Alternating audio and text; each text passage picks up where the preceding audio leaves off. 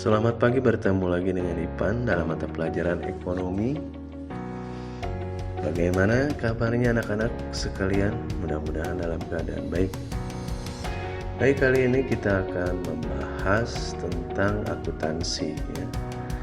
Untuk kelas 12 IPS. Jadi akuntansi nanti kita akan bahas tentang pengantarnya dulu ya, atau tentang sebelum kita melakukan perhitungan ke apa itu pengertian akuntansi. Baik, kita lihat apa itu pengertian akuntansi. Tapi sebelumnya kita tampilkan dulu. Nanti kalian ketika sudah mempelajari ini diharapkan yang pertama adalah bisa mendeskripsikan akuntansi sebagai sistem informasi. Kemudian untuk keterampilannya diharapkan kalian semua dapat menyajikan akuntansi sebagai sistem informasi. Nah, apa itu akuntansi?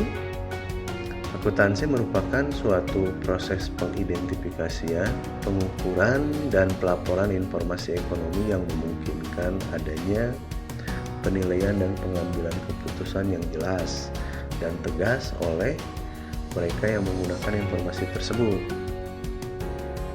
Kemudian konsep dasar akuntansi itu seperti apa? Yang pertama, kesatuan usaha, substansi di atas bentuk, kesinambungan, periode akuntansi, dan beban histori. Nah, kualitas informasi akuntansi yang bisa dipergunakan itu sebagaimana? Jadi harus memenuhi beberapa persyaratan ya. Yang pertama adalah harus tepat waktu dan ada korelasi antara biaya yang dikeluarkan dan manfaat yang diperoleh. Yang kedua, harus relevan dan dapat dibandingkan. Yang ketiga, mudah dimengerti, adanya umpan balik, nilai prediksi, dan penting. Yang terakhir adalah, dan yang penting juga, dapat dipercaya dan konsisten ya, informasi tersebut. Nah, dari informasi yang tadi, maksudnya kualitasnya yang bagaimana itu nanti ada pemakainya. Nah, kita lihat siapa pemakai sistem informasi akuntansi ini. Mohon maaf, siapa pemakai informasi akuntansi ini? Nah, bisa dilihat bahwa ada dua ya pemakai informasi akuntansi ini. Yang pertama adalah pihak internal, yang kedua adalah eksternal. Internal ini siapa?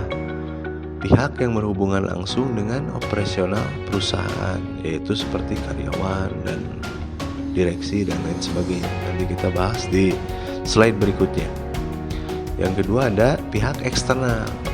Pihak eksternal yang mempunyai kepentingan dengan perusahaan tetapi tidak terlibat secara langsung.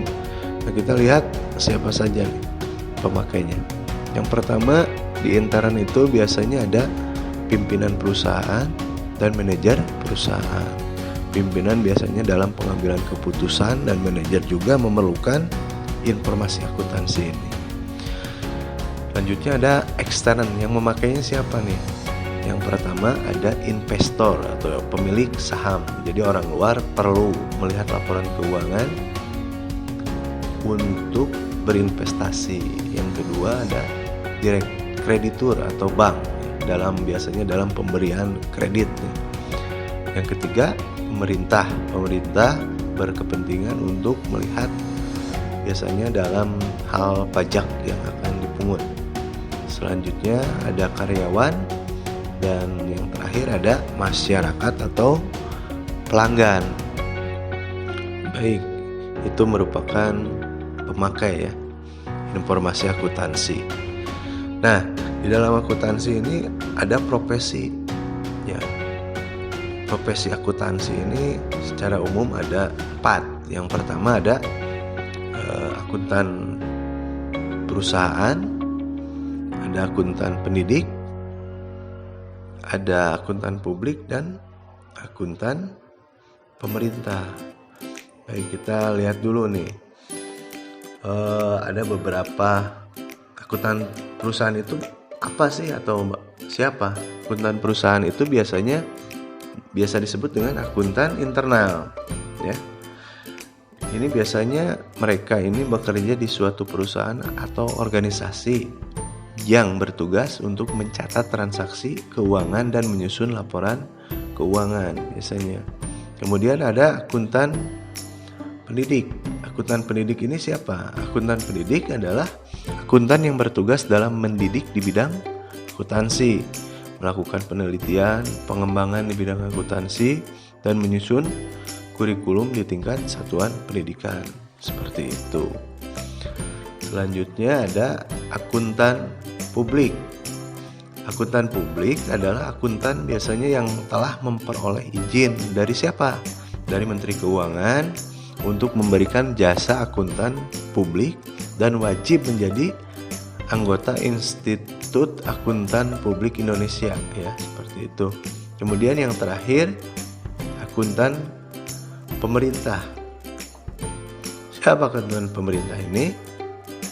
Akuntan pemerintah merupakan akuntan yang bekerja pada lembaga-lembaga pemerintah. Misalnya di Indonesia ada BPKP atau Badan Pengawas Keuangan dan Pembangunan. Ada juga di tingkat pusat, ada juga Badan Pengawas Keuangan, ya, seperti itu. Nah, dalam menjalankan profesinya, akuntan ini harus memegang etika. Nah, sebelum membahas apa itu kode etik akuntan atau apa saja kode etik akuntan, lebih baik kita jelaskan dulu, ya, pengertian akuntan atau kode etik ini. Kode etik adalah prinsip moral yang menjadi pedoman standar para akuntan publik bersertifikat. Jadi merupakan prinsip apa saja yang harus dipegang. Yang pertama adalah perilaku profesional.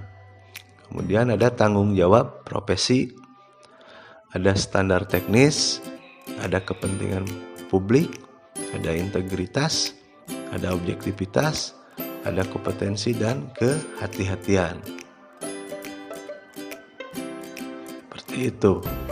Nah, baik, mungkin itu saja dulu untuk pertemuan kali ini. Nanti kita bahas untuk pertemuan selanjutnya, ya, dengan materi masih akuntansi dengan materi yang berbeda tentu saja. Baik. Assalamualaikum warahmatullahi wabarakatuh.